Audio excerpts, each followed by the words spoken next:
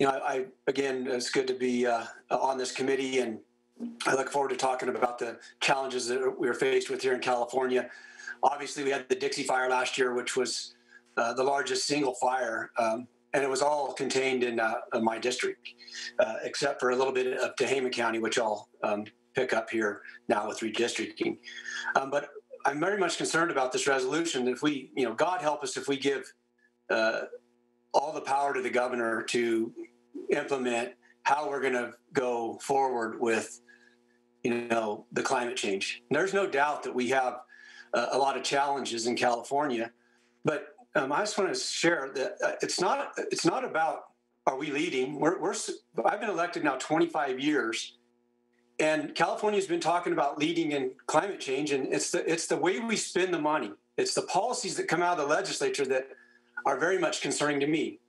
As you all remember, last year I brought a bill forward to count the carbon that is emitted in forest fires, and every person on this committee voted against it. I did get Senator Bates's aye vote.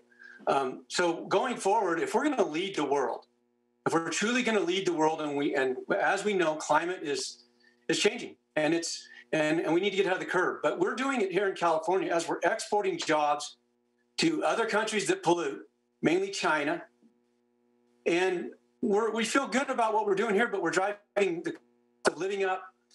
We're spending money on things that we shouldn't spend money on, like the bullet train. I brought that up several times.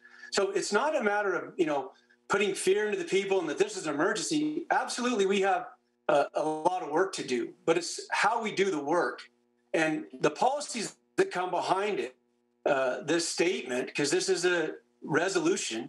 But if a bill came forward to give the power to the governor, and quite frankly, the people that have been putting together this climate action plan, which is CARB, which we got an audit last year saying that the reduction of carbon really wasn't counted properly.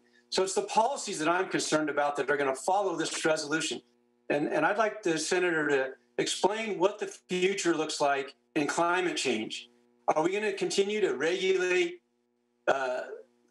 small engines when we don't spend the money that we should in forestry? I looked at the budget that was rolled out by the governor, and there's $1.2 billion for firefighting. That's for fire suppression. It's obviously the bill that the good Senator McGuire and I are joint authoring for more firefighters and fire trucks and helicopters. But what is our plan to really tackle the big issues like doing some forestry projects and actually getting the money out? Last year we did early action plan and we couldn't get the money on the ground. So I'd like to know what follows this state of emergency, basically what this bill is saying. Hey, it's an emergency. I think that California's been leading.